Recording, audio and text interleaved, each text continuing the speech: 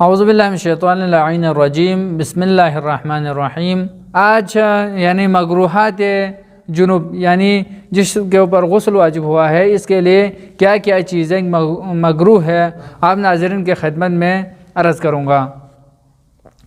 فرماتے ہیں کہ 9 چیزیں جنوب شخص کے اوپر مکروہ ہے۔ ان میں سے نمبر 1 اور 2 ہے کہ کھانا اور پینا، یعنی جو بھی چیز کھائے، صرف روٹی نہیں ہے، جو بھی چیز کھائے، اور صرف پانی نہیں ہے، جو بھی چیز جو عام طور پر پیتے ہیں، تو ان چیزوں کا پینا اور کھانا جنوب شخص کے اوپر مکروہ ہے۔ لیکن فرماتے ہیں کہ اگر وضو کر لے، کلی کر لے، منہ یعنی ہاتھ منہ کو دھونے کے بعد، کلی کرنے کے بعد یا وضو کرنے کے بعد اگر کوئی چیز کھائے پیے تو مکروہ نہیں ہے، مکروہ ختم ہو جائے گا۔ نمبر 2 ہے قرآن مجید کے 7 سے زیادہ ایسی آیت پڑھنا جن میں سجدہ واجب نہ ہو۔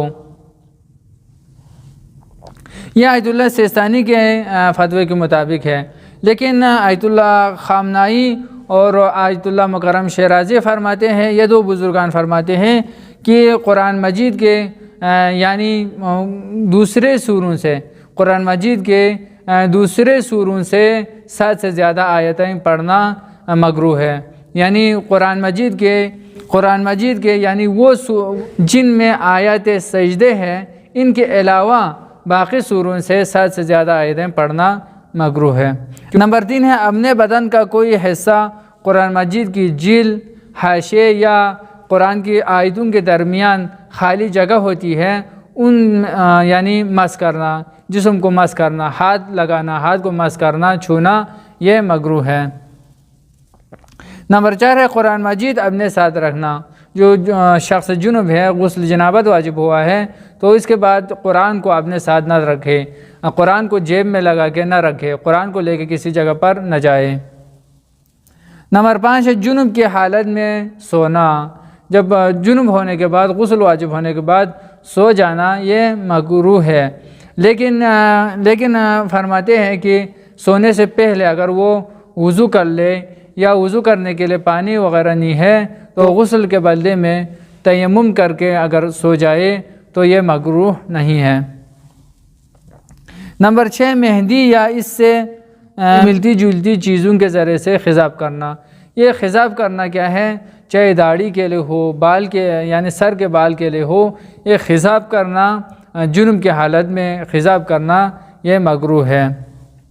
نمبر 7 ہے جسم پر تیل ملنا۔ غسل واجب ہونے کے بعد جسم پر تیل ملنا کسی بھی طریقے سے، یعنی کسی بھی تیل کے ذریعے سے، یعنی تیل کی جو اقسام ہیں ان میں سے جو بھی ہو، یعنی یہاں پر مطلق فرمایا تیل کہا ہے، تو یعنی جس قسم کے بھی جو تیل ہے جسم پر ملنا کیا ہے؟ مکروہ ہے۔ نمبر 8 ہے احتلام۔ احتلام کیا ہے؟ یعنی سونے میں منی باہر آ گئی ہو، یعنی سویا ہوا ہے مکلف، یعنی انسان سویا ہوا ہے، تو اس سونے کی حالت میں منی باہر آ گئی ہے، تو اس کے بعد وہ جماع کرے تو یہ مکروہ ہے۔ یہ جو مکروہات ہے یعنی احکام 5 میں سے ایک مکروہ ہے۔ یہ مکروہ اگرچہ ان کا انجام دے دے تو یہ گناہ نہیں ہے، ہاں یعنی گناہ نہیں ہے ان کے انجام دینے پر، لیکن شریعت نے اگر یہ مکروہ کہا ہے تو اس کے اندر کچھ نہ کچھ مصلحت اور کچھ نہ کچھ مفسدہ یعنی نقصانات انسان کے لیے ہے، اس وجہ سے مکروہ کہا ہے۔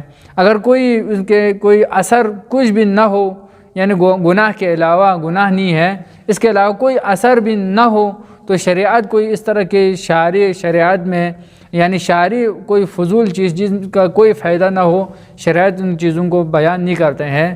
اگر یہ بیان کیا ہے، مکروہ ہے کہا ہے، تو ان کا کچھ نہ کچھ شرعی اثر، یعنی ان کا کچھ نہ کچھ اثر ہے، یعنی روح کے لیے، انسان کے روح کے لیے، روحانیت کے لیے، انسان کے جسم کے لیے کچھ نہ کچھ نقصانات ہے، اس وجہ سے شریعت نے ان چیزوں کو مکروہ قرار دیا ہے۔ تو ہمیں ان چیزوں سے بھی پرہیز کرنا چاہیے اگر ہم نے روحانیت کو صحیح کرنا ہے، یا کیا ہے جسم کو اگر صحت مند رہنا ہے، تو ان چیزوں سے ہمیں پرہیز کرنے کی ضرورت ہے۔ والسلام ورحمۃ اللہ وبرکاتہ۔